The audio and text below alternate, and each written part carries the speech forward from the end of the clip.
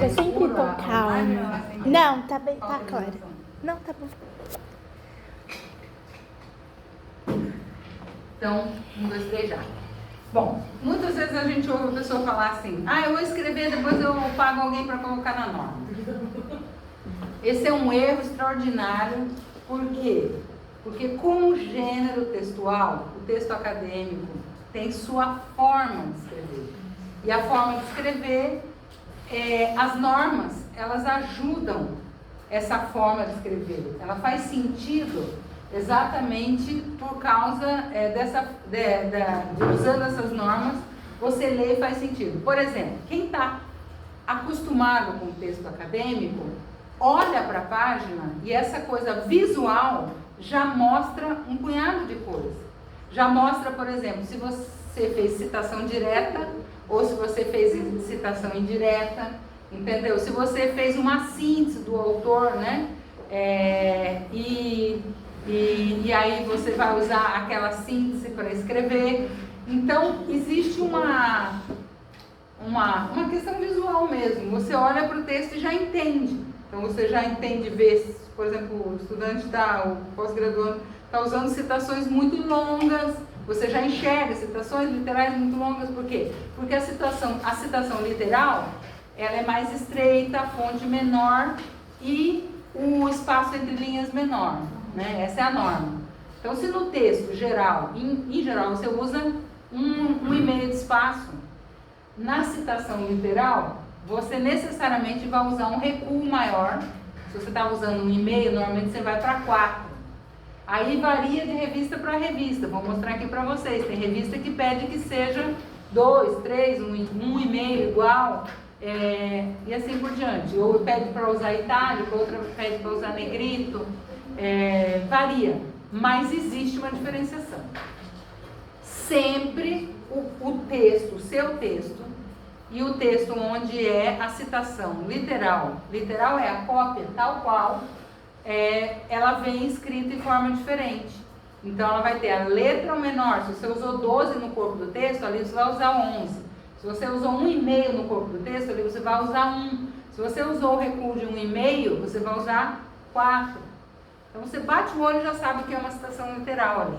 Então o recurso visual ajuda o leitor, porque ele acostuma com essa modalidade de citação. Agora está citando literalmente o outro autor, porque o nome do autor vai vir lá no final. Então como é que você sabe que é uma citação direta? Por causa do formato, por causa do jeito de escrever. Então esse jeito de escrever diferente facilita muito. Mas também porque você, ao escrever, vai ter que fazer na hora a escolha de se você vai copiar aquele autor literalmente, porque a ideia é muito genial, o texto está tão redondinho, bem sintetizado, que não convém modificá-lo. Ou se o autor deu uma ideia incrível, maravilhosa, mas ele levou 3 páginas para escrever aquilo. Você vai fazer uma citação em 3 páginas? Não. Você vai fazer uma síntese, uma paráfrase, e aí você vai referenciar o autor.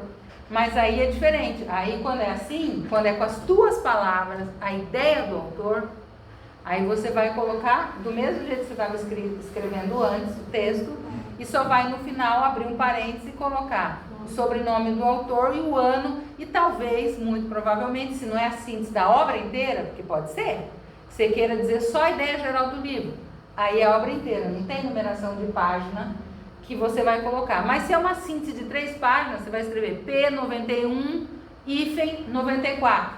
Quer dizer, é uma paráfrase da página 91 a 94. Então, eu, leitora, já entendi que se eu quiser checar se você, me orientando, está fazendo direito a paráfrase, ou não está dizendo coisas que o autor não disse, eu tenho direito de ir lá na obra original, olhar a página da 91, 94, ler aquilo e falar assim, é isso mesmo que o autor disse. E isso vai dando uma confiança.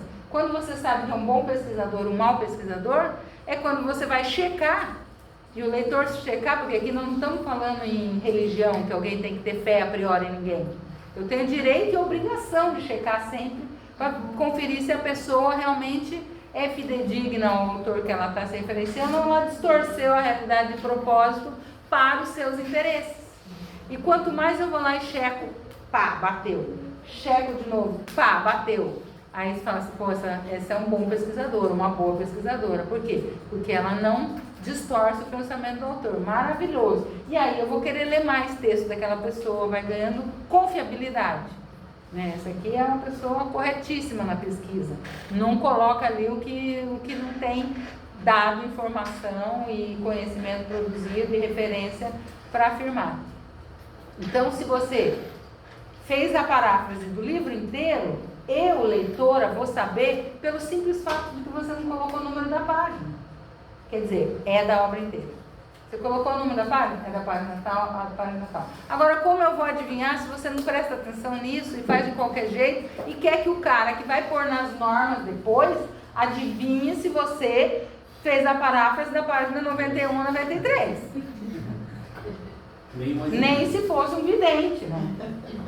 Chico Xavier chamou ali, pois ele fez, porque é um jeito. Não tem como.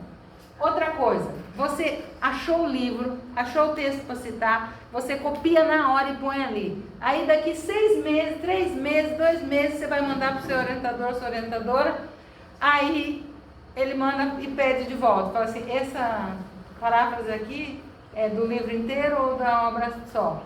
Ah, foi de um pedaço, mas eu não lembro qual parte. Vai ler o livro inteiro, baixar o pedaço, que é o que você tirou de novo. Ou então, não põe o autor, não põe nada, daí eu pergunto, isso aqui é a sua ideia ou é referência de algum autor? Ah, é do fulano de tal que eu li lá um livro. Qual livro que era mesmo? Não é qual autor? Você vai ter 10 vezes mais trabalho se você deixar para fazer depois, quando for redigir o texto final. Né? Então, como que se faz um texto acadêmico? Antes de tudo, abre um arquivo do Word. Antes de tudo, você escreve assim: lista de referências. E aquilo ali, escreveu lá, pôs na lista de referência, na hora. Na hora e certinho. E como que é o certinho? Não vou sair do ângulo aqui, né? Vou pôr no texto para vocês entenderem. Como que é o certinho? Tem um formato, é igual para sempre. Com pequenas variações de revista para revista, mas não é uma variação assim que chega e você não conseguir entender que coisa insuportável essa tal de norma. Não, norma não é insuportável. Norma é algo absolutamente importante para um texto realmente se tornar um texto acadêmico. Aí você bota lá referências. Então tá aqui.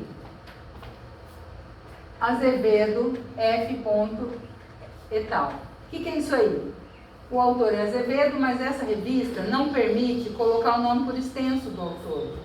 Então, tem revista que vai dizer, primeiro nome, ponto. É norma da revista, é norma da revista. Se você não tem norma de revista para escrever para a sua tese, eu recomendo escrever por extenso. Porque é sempre muito mais fácil para o leitor, vai lá, olha o primeiro nome e o segundo e o sobrenome, já sabe se é homem, se é mulher, quem é, o segundo nome e tudo mais. Então você fica, será que é homem ou mulher? Ah, Azevedo? Ah, não, mas é o Azevedo, né? E você fica nesse negócio. Tem milhões de Silva, Souza, Santos, Ferreira, Oliveira. Quem é qual Oliveira? Só pelo primeiro nome, primeira letra do primeiro nome, põe o nome por extenso. Mas há revistas que não permitem, ela estabelece que é a primeira letra e é uma tendência muito forte. Isso aqui é e demais. Por quê? Porque até 3 autores você escreve um, o outro e o outro. Mais de 3 autores, ou seja, 4 para frente, você não vai pôr 20 autores aqui. Esse documento, o Manifesto dos Pioneiros da Educação Nova, sei lá, tinha uns 45 assinaturas, vai até aqui, vira outra folha, eu estou pondo o nome dos autores ainda, né? Não tem sentido. Então, o principal, que é o organizador, era o Fernando Azevedo. Então, o Fernando Azevedo e demais, e aí o nome do documento. Manifesto dos Pioneiros da Educação Nova, de 32. O manifesto é um documento que foi apresentado em 32 com um tantão de autores, né? Nessa revista, eles pediram para pôr em negrito, mas hoje em dia está muito mais comum pedirem para colocar em itálico. Então, primeira regra, sobrenome do autor em maiúscula, vírgula, nome do autor, ponto. Isso aí não muda. Título da obra. né? Título da obra em negrito ou em itálico.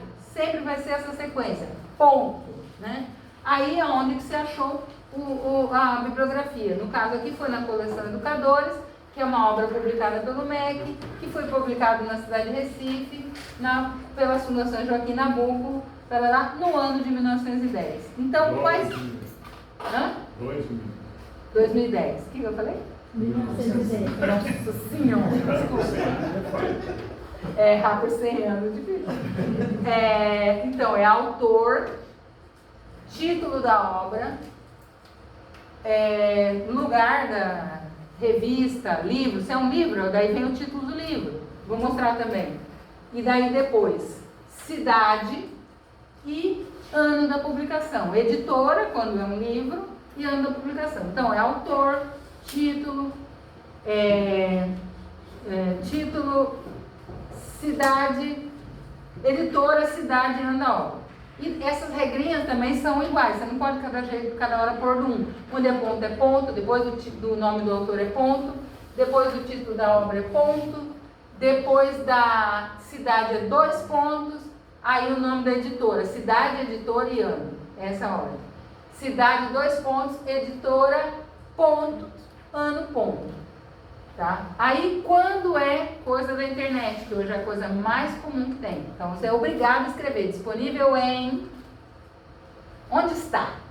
Disponível em por quê? Ah, tá, todo mundo sabe. Não, quem não sabe, quem não souber, tem o direito. Aí você cola o endereço aqui, aí você tem que colocar isso aqui, esses 2 sinãozinhos aqui, que é de inclusão, né? Ou seja, o endereço é daqui a aqui. Porque senão você tem um ponto depois do endereço que confunde tudo. Aí você já não sabe se o ponto faz parte do endereço ou não faz parte do endereço. Então você vai sempre colocar o endereço de internet entre daqui a aqui.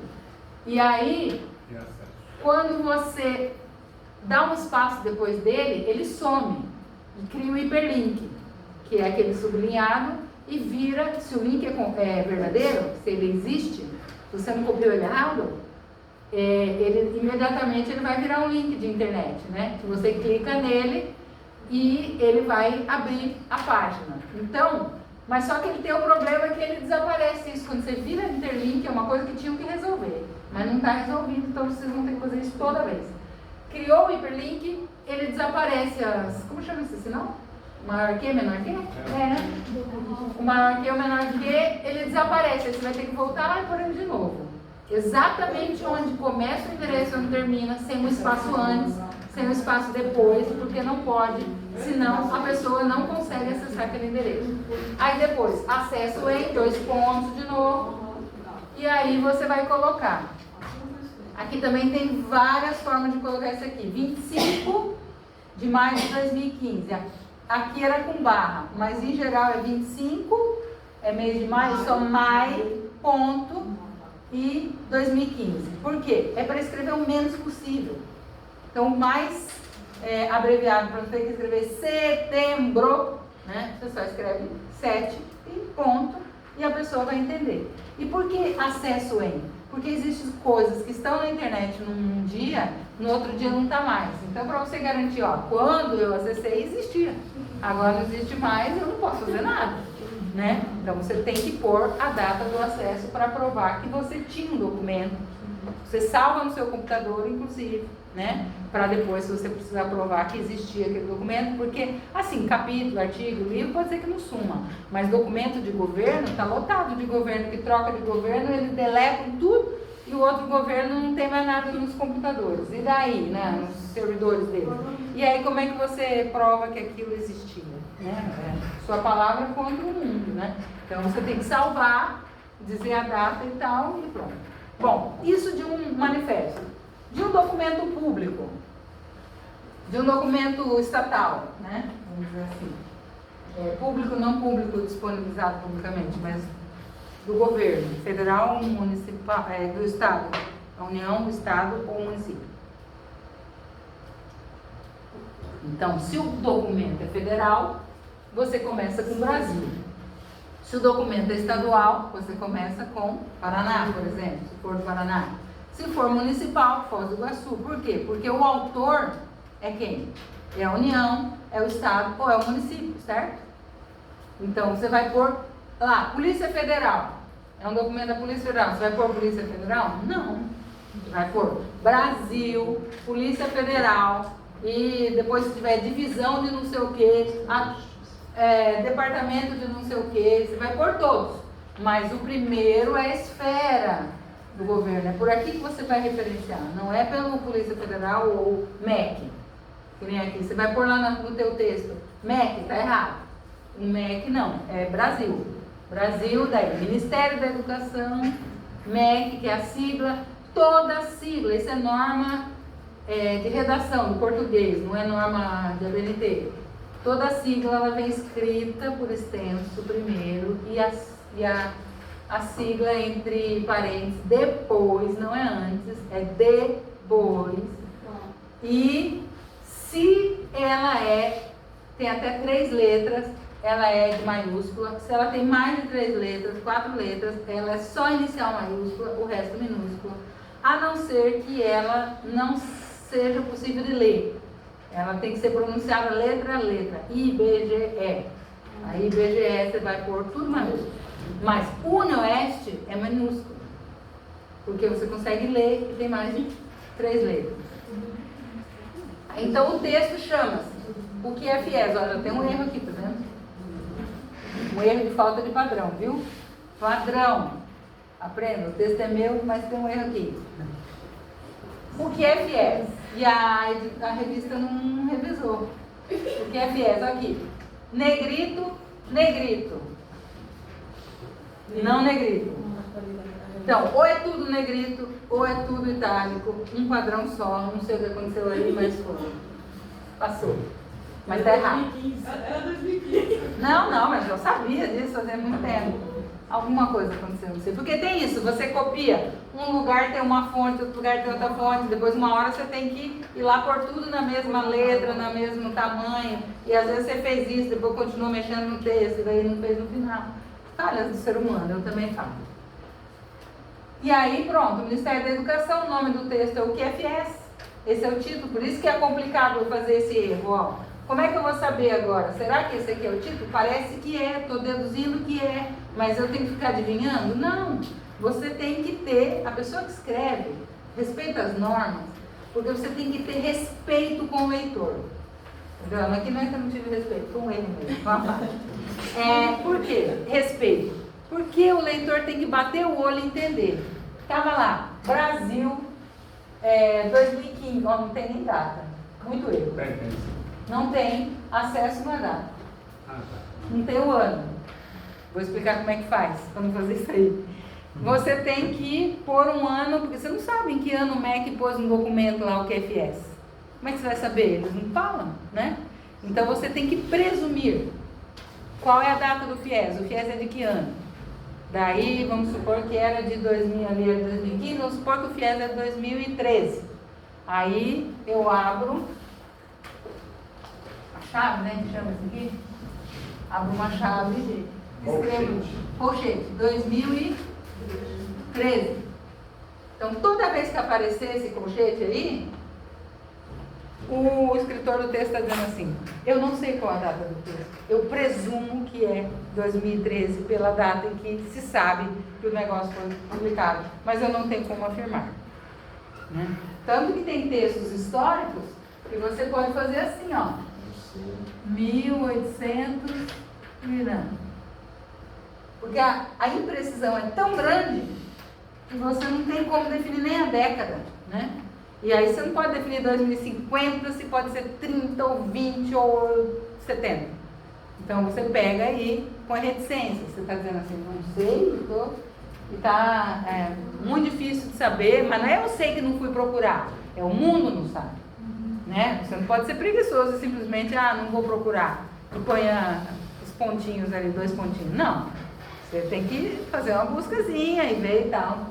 Bom, então, em havendo respeito ao leitor, o leitor bate o olho na referência e ele sabe. Agora, o que dá um ódio mortal que é o cúmulo do desrespeito. Você começa o texto e põe lá, Brasil 2015 no texto. Aí a pessoa vai lá na lista de referências, Brasil 2012, Brasil 2020, 2015 não tem. Como eu vou adivinhar que texto é esse? Né? Se você pôs no texto, tem que pôr necessariamente na lista de referência. Ao colocar na lista de referência, o leitor pode ir lá, eu gostei desse texto, eu quero ler também. E ele consegue achar o livro. Agora, você põe no meio do texto e não põe na lista de referência, como que o leitor vai achar o livro? Como que vai saber de que livro que é, de que santos é esse, de que ano, de que editora, e de que não tem como.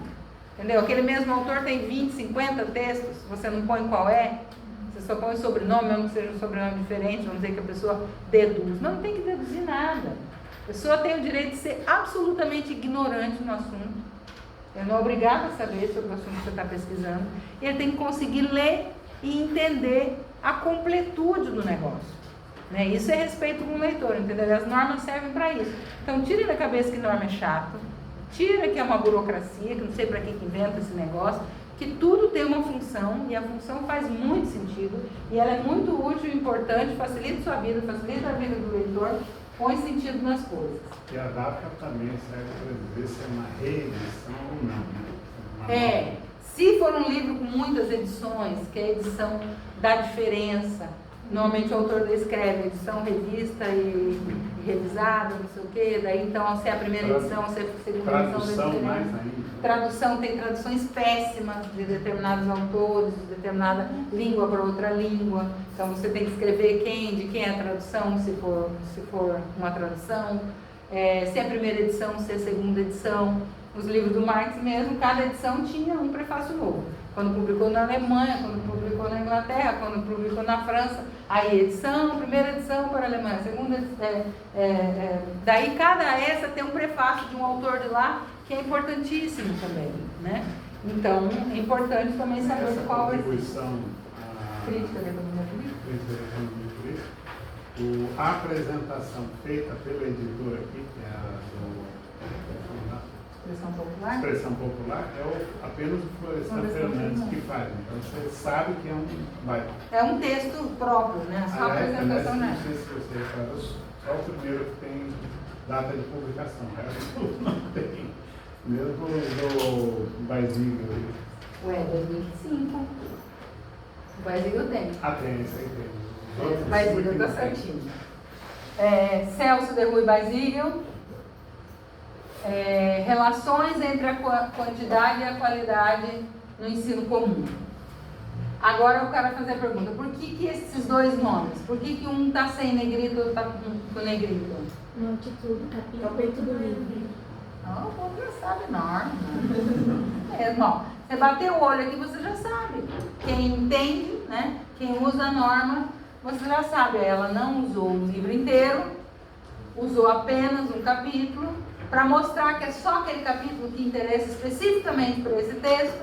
Poderia usar a obra inteira? Poderia, mas você quer ser mais específico ainda para o leitor e falar assim, é nesse capítulo que está esse negócio. Por isso que tem o IN. Exatamente, o IN é em, né? É dentro, neste. Daí 2 pontos, e o que é isso aqui? O mesmo autor do capítulo. Exatamente, o mesmo autor, você vai por um underline 6 Obras vezes. com muitos autores, você tem que colocar o autor do artigo, por exemplo. Do capítulo. Às vezes é diferente, o autor do capítulo é um e o coordenador do livro é outro. Isso é muito comum. Aí não vai usar isso aqui. Mas nesse caso é um livro com vários capítulos do mesmo autor. Daí usei isso aqui, a qualidade de ensino na escola pública é o nome do livro. Olha como é esclarecedor. Eu sei disso porque está em negrito. Senão não saberia. Aí Brasília, porque o livro foi publicado lá, 2 pontos. O nome da editora, Liber Livros, vírgula, 2005. E aí eu ainda coloquei da página 111 à página 122. Ou seja, esse capítulo específico está nessas páginas, porque vai que a pessoa pega outra edição e a numeração da página muda. Então, ainda para uma demonstração de mais respeito ainda, eu coloquei a página também. Certo? Aqui já foi, deixa eu ver mais um. Eu estou até com medo desse texto já, porque errado.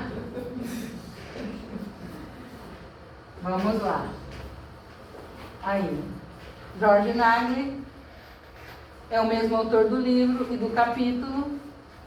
A reforma e a qualidade no ensino é o nome do capítulo. Anotações para o estudo das críticas da educação escolar. Quer dizer, nesse livro, Jorge Nagli, organizador, mas ele é organizador, mas esse texto é dele também. Ele pode ser organizador e ter texto dentro, pode ser organizador e não ter texto dentro. Educação brasileira, só vai em negrito ou em itálico o título principal. Se tiver 2 pontos, ou hífen, ou qualquer coisa, separação, o restante não destaca. É só o título, o principal, o subtítulo não destaca. São Paulo Edarte, que é editora, 1975 é o ano. E aí vai indo, ó, tese de doutorado ou dissertação de mestrado. Como é que referencia? Bianca Cristina Correia, Democratização da Gestão Escolar na Educação Infantil, é o nome da tese. O subtítulo, um caso e seus múltiplos significados, não põe itálico nem negrito.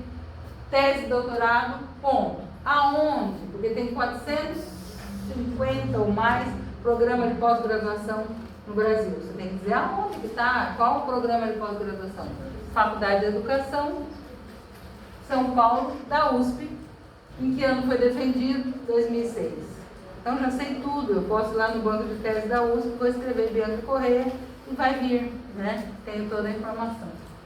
Luiz Antônio Cunha, O Golpe na Educação, 7ª edição, Rio de Janeiro, Zahar, 91. Facinho, né? Agora, suponhamos, o resto é tudo igual, né? O mesmo estilo ali. Tese de doutorado aqui também. Teise Oliveira, Guaranha, Garcia, Gestão Democrática, tarará. Quando você tiver 2 documentos Brasil 2020, como faz? Nossa, eu vou parar de aula já. O A e o B, o C, o D, o E, quantos forem? Então você vai usar A, B, C, D, por quê? Porque o leitor não tem como adivinhar. O Brasil 2020 que você usou lá no começo e lá na página 10 é o mesmo documento? Não sei. Então, como ele vai saber? O único jeito é você escrever. O um é A, o outro é B, e aquele 2020 A é um e o 2020 B é outro. Não só com o Brasil, mas com o autor pode acontecer isso. Você vai sempre fazer esse tipo de coisa. Agora vamos ver no meio do texto como essas coisas aparecem para vocês terem ideia disso que eu estou falando.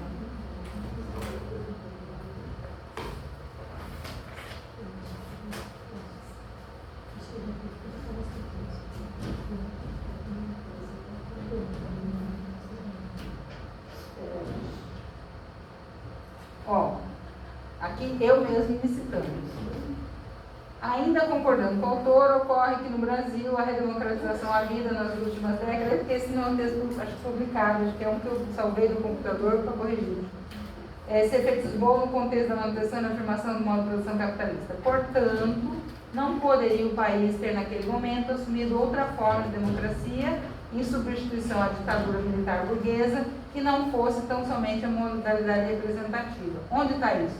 Em Souza, 2012. Então, eu escrevendo agora, com as palavras desse texto, o que já escrevi em outro momento, então eu coloco o autor e coloco o ano, porque é um artigo de revista, né? Daí não faz sentido você, não é como um livro. Se não é plágio. Se não é plágio, é crime e tudo mais. Agora aqui uma citação direta. Um outro modelo de democracia poderia ser a participativa, ou direta que. O que significa essa reticência aqui? Que eu peguei o parágrafo no meio. E eu não ia pôr um começo do parágrafo à toa que não me servia. Mas eu estou dizendo para o leitor aqui, o parágrafo não começa aqui. Quando você for procurar lá no livro ou na revista, você saiba que isso aqui está no meio do parágrafo. Olha quanta coisa eu estou dizendo só com uma reticência. Né? E aí, no final, Souza, 2012, página 175. Não precisa aspas. Só usa aspas no texto que está incorporado no seu texto, porque ele tem menos de 3 linhas. Se ele tem menos de 3 linhas, ele não fica destacado. Ele fica junto com o texto. Então, ele tem 1, 2, 3, 4, 5, 6, 7.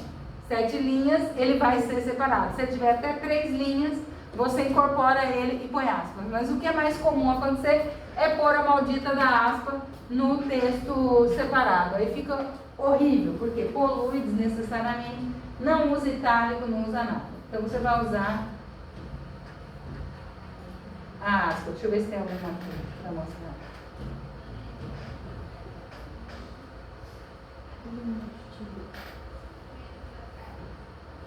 Aqui. Aqui, ó. Uma situação de não participação, forçada ou imposta. 91, página 70. Ué, como pode ser de 70 a 73? Será que a fala toda do parágrafo e só aquela parte foi retirada como direta? Ou era a regra da revista? Não lembro mais. Ou seja, da 70 a página 3? É, porque não tem como uma linha ser 3 páginas, né? Às vezes misturou uma direta com indireta, né? Quando a gente pega a ideia, mas assim, quer repetir aquelas palavras, né? Em uma parte da ideia. Eu acho que o parágrafo inteiro é da 70 a 73 e aqui deve ser só 70. Aí teria que ter 2 referências, né? Uma no final e outra no meio do específico. Ou por essa aqui no final, mas aí a direta não seria referenciada. Então talvez foi para economizar 2. Não está numerado. Mas deve estar errado. Pode estar numerado também. Ao invés de A, B, está em números. 1, 2, 3. Hã? Não está numerado a citação? Pode ser que você tenha usado a página 70 em outro lugar e colocou 1, 2 e 3. Mas É não erro faz mesmo. sentido, né? Infelizmente, acho que é erro. Porque não tem essa regra. É um bom exemplo de confusão. É, um bom exemplo de pressa, né, de texto mal revisado. Mas na verdade, prof, mesmo que seja bem revisado, cada vez que lê vai achar um erro. É um assim, inferno, quanto é mais verdade. você lê, mais erro você acha. Então chega uma hora que você para de ler. Aqui, ó. É, porque nunca tem fim, né? Sim, sempre vai ter um Então erro. aqui já é o certo, ó. Você vê que tem uma frase, né? Quer dizer, mais ou menos certo, porque de certo não teria que ter 2 vezes. Aqui um, mas ia ficar poluído, né? Aqui um e aqui outro, porque o texto é uma paráfrase e aqui é uma situação literal, que é o nome do texto, ó. Ah, é o nome do texto. Deve ser norma da revista, porque esse aí também tem. Também tá, 172, 3. É, eu já não lembro mais. Deve ser a língua. Cada revista tem seus trique-trique, né? Prof, e aí Bom. o ponto final vai só depois da. Só, do tem um ponto a mais parênteses, aqui. né? Esse aqui, ó, não existe. Não deveria estar aqui, não precisa. Porque tudo coisa que polui, mais informação, mais caractere. O anterior. Não, é o ponto do final da frase que não tem. É. Aí é só no final lá. É verdade, só se for literal, daí o literal fica aqui. Tá certo, porque não é literal. Então, essas regras, elas vão mostrando pra gente, a hora que lê, bate o olho, vai entendendo como funciona. E aí tem uma estrutura para artigo de revista é uma coisa, e para tese é outra. Então não se confunda. Por exemplo, se você vai fazer uma tese, um resumo quase que tem uma página às vezes. Porque o resumo da tese inteira, você tem que falar como foi o objeto, que metodologia usou, qual foi o percurso que você percorreu e depois que conclusão chegou, né? Aqui é um artigo de revista, né? É sempre uma coisa menor, mais objetiva, né? Você tem que escrever em 12, 15 páginas, às vezes um troço que você fez em 100, 150. Mas aqui não é uma pesquisa específica, foi um estudo mesmo que eu fiz para escrever esse artigo. E aí eu estou tentando mostrar aqui o seguinte, os resumos também variam. Tem evento que eles pedem número de palavras ou em caracteres, né? Então 300 caracteres, 500 caracteres, 800 caracteres. Às vezes você tem já um artigo escrito em 800 e abre lá a revista pede 300. Aí você tem que fazer o exercício de síntese. Mas a melhor coisa é esse exercício para você aprender a eliminar a palavra desnecessária. Porque eu sempre digo assim, você tem que ter respeito pelo autor. Nossa, está gravando, posso estar aqui, né? Você tem que ter respeito pelo autor. Então, ao ter respeito pelo autor, você não joga nenhuma palavra fora, você não escreve desnecessariamente, fica repetindo, desperdiçando, vai e volta naquele assunto, fica fazendo vai e vem cronológico, tá aqui em 1950, daí vem até 1980, vem até 2000, daí depois volta lá no 1950. Não tem como você não se repetir fazendo isso. Então faz uma ordem cronológica e respeita ela e não volta mais. Né? Foi, veio e pronto, não repete, né? Não fica fazendo aquele vai e vem. E também vai e vem de apresentações. Eu vejo gente assim, apresenta o objeto da pesquisa lá na apresentação, daí depois volta naquilo 2, 3 vezes. Tem que, conforme foi apresentado no capítulo, no texto introdutório, não precisa repetir de novo qual é o seu objeto, qual é a hipótese, qual é isso. A não ser que seja necessário, que está tão longe. Fala assim, não, agora eu vou trazer de novo, mas daí vai tendo um bom senso para fazer essa aproximação, né? E o resumo normalmente está acompanhado das palavras-chave que tem que expressar o conteúdo do texto, né? Tem que estar relacionado com aquilo. Por que elas são importantes? Porque as buscas na internet hoje de textos sobre o assunto que vocês vão pesquisar, vocês vão procurar por alguma palavra-chave. Então, quanto mais objetivo for o título, né, e a palavra-chave, mais provável de você ser localizado quando alguém fizer uma busca, né? E também para o leitor se entender dentro do que é. Então, o resumo é assim, algo direto, não tem enrolação. Tem muita gente que acha que escrever um texto bonito, texto bom, é enrolar bastante. É fazer o embromation, né? Daí fica escrevendo, tentando pôr palavra bonita, e fica se repetindo. Não. Quanto mais direto for, melhor seu texto para ser lido, mais agradável, mais direto. Então, direto ao ponto. Trata-se de estudo de natureza conceitual e teórica. Ó, já estou apresentando que tipo de estudo é. Que analisa as características e consequências da ditadura militar para a educação brasileira, marcada por estabelecimento de relações de controle, que vão desde o conteúdo curricular até a forma de escolha do gestor escolar, e mesmo a arquitetura dos prédios, organizados para o controle das pessoas. Além disso, passou-se a ter estímulo à expansão do setor privado na oferta educacional, renúncia fiscal, criando-se a dedução de imposto de renda da mensalidade em escolas privadas, reposicionando a relação entre o setor público e o setor privado na oferta educacional. Após a reabertura política, a frágil transição democrática realizada no país fez com que o atual sistema educacional arrastasse consigo características de organização dos espaços, dos tempos e das relações entre estudantes e professores e meios da comunidade com o corpo de trabalhadores das instituições escolares que dificultam ou impedem a democratização do sistema. Já tem uma conclusão aí. O que o estudo conclui? Ó, acabou a ditadura, mas as características dela estão aí. As escolas são autoritárias porque arrastam características de lá, né? Tanto do financiamento, de privilegiar o privado, quanto de dificultar a participação. Tanto que a citação daquele professor Licínio Lima é porque ele fala da categoria da não participação. Professor, uma curiosidade. Nós na saúde usamos o MESH e o DEX para as palavras-chave. Quem não é da saúde usa o quê? Nossa, não sei não o que é isso.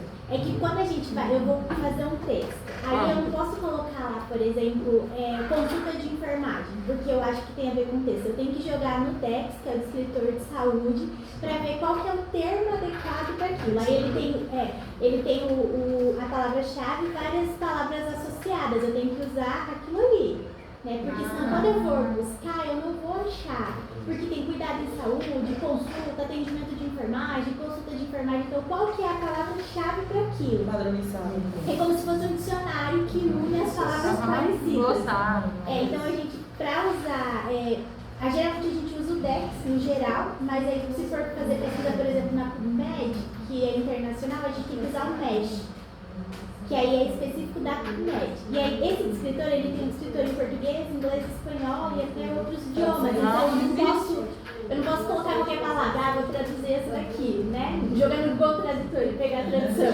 Não, tem que ser o descritor específico traduzido que tem lá. Não existe isso. Não. Ai, gente, que beleza. Nossa, tem tudo a ver. Vou colocar atenção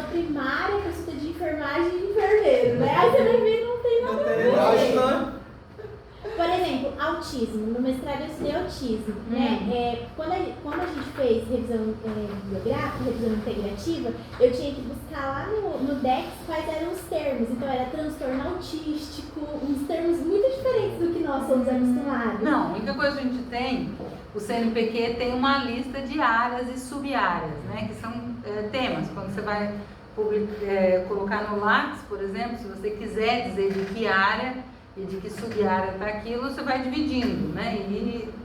Mas assim, é mais para você localizar dentro do Lattes, assim, e também porque você quer relacionar com a produção do programa. Então a coordenação sempre orienta a gente por tudo lá, interdisciplinar, porque o programa é interdisciplinar, né? Mas não é isso que é obrigatório escrever a partir de um glossário desse, não tem. A gente sofre com isso. Mas é legal até. Mas é um bom ponto porque de- se você, nas palavras que você procura, e tudo que vem nessa palavra tem toda essa informação, não tem assim muita... Porque aí na minha dissertação eu não podia jogar, por exemplo, autismo. Eu tinha que colocar transtorno autístico, porque era um descritor. Autismo não é um descritor. É uma camisa de força também, né? Porque você é uma expressão que não, vamos dizer, que não é usada ou que já está em desuso porque tem uma característica ruim, você corre esse risco, né? Porque Não, não seja da área fica difícil. não sabia nem o que era. Então, às vezes tem uma pesquisa que tem lá, sei lá, a palavra-chave transtorno do espectro autista. Tem tudo super a ver com o meu texto, mas se eu pesquisei transtorno autístico, pode ser que não busque aquilo, né? Porque ele tem um descritor diferente. Não entendi. Eu acho que é mais da área de saúde mesmo, né? Conheço isso em outra área. Talvez Parece em que biológicos. E ainda tem uma dificuldade, porque os termos técnicos.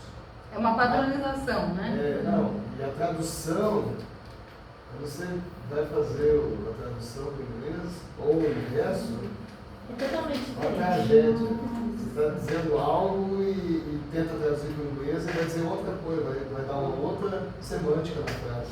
Porque a tradução não existe tradução literal, É. literalmente. Não, nas ciências humanas não tem isso, não. Então é complicado. Primeira coisa, né, na banca, essa palavra não está Não no DEX. Não é um descritor. Já né? acaba outra vez. Já começa assim. Ai, não tem. Bom, daqui então estamos entendendo como faz a citação direta, a citação, a síntese de 3 linhas, a mais de 3 linhas, como faz a referência, a relação do texto com a referência. E aí tem um monte de outras regrinhas, por exemplo, ali a nota de rodapé. Nota de rodapé é explicativa. Você vai escrever lá, escreveu Escola Nova. Vai parar o seu texto lá, está no desenvolvimento da sua ideia e tem que mencionar a Escola Nova. Aí você vai parar lá para explicar a Escola Nova? Não. Nota de rodapé é sempre explicativa. Abre uma nota de rodapé que também vai vir noutra letra, no outro tamanho, no outro espaçamento, etc. E daí você explica. A Escola Nova, uma tendência pedagógica, considera o educando como sujeito da vontade iniciativa, reconhece as fases, então o autor, tal, não sei o que e tudo mais. Né? Muito cuidado, nota de rodapé, ela pode passar de uma página para outra. Eu Olha, acho que não, Ronaldo. Às vezes o texto é desse Porque às vezes tamanho. parece que o texto é 3 linhas e a nota de rodapé. Acontece. Mas- sempre. Odeio. Eu vejo. Nota de rodapé. mas e quando o teu texto que manda é metade dela para outra folha? Não é proibido. A não ser que a revista proíba. Que a norma do programa A gente proíbe. não erra no contexto geral, a gente erra no Em detalhe. livros, quando você publica nota de rodapé que seja muito grande, recomenda-se que você inclua no texto como Na citação direta. um pedaço do texto. Você pega e explica, faz uma explicação. Porque se ela for muito grande, significa que tem alguma coisa errada também, né? Sim, Pra que é tão não é grande? nota de rodapé, né? Deixa de ser Uma uma explicação é nota. uma palavra, né? Não é mais que isso, né? Essa rodapé é muito grande, geralmente é para quem é da área jurídica. É essa a dificuldade. Você acaba colocando muita coisa lá de rodapé quando você vê outra coisa maior do que o texto. É natural isso. Outra coisa, tem revista que pede para fazer as referências em nota de rodapé. Eu acho horrível. Mas existe revista que faz isso. Então você vai referenciando o tempo inteiro, indo para as notas de rodapé para colocar lá os autores. E daí não tem lista de referência no final. Também é um estilo. As notas de rodapé não estão no rodapé, elas estão no final. Tem nota de final e nota de rodapé também. Também é horrível, porque daí você tem que ir lá no fim para ver o que significa aquela nota a que se refere, volta aqui. Aí é pra horrível. cá, vai e volta, vai e volta. Mas tem essas variações. Mas o programa, O programa tem as norminhas dele lá, acho que está na página. não sei, parece mais para rapidinho, assim, para contar para nós como. Não, o programa é essa, acho que é essa daí, normal. Isso Que aí é tudo é- nota de rodapé. Mostrou aqui na. É desse jeito aí, não é nesse que eu vou botar lá no final. Ó, na verdade, na página da Unioeste, tem tudo. Tem tudo. Tudo o quê? É. Todas as normas. Regulamentos, tem, claro que tem. Tem tudo, tem tudo. Com certeza, os regulamentos estão todos lá. Só visitar a página de vez em quando. Tem modelo para tudo. Literalmente. Será que tem alguém interessante? Tanto no programa quanto no Oeste aí, tá vendo? Estão elogiando o trabalho. Um elogio, né? Bom, o que mais? Eu acho que o que eu lembro aqui, acho que quando eu deparar, já deu uma geral em tudo. O que a Adriana está falando, que a gente pode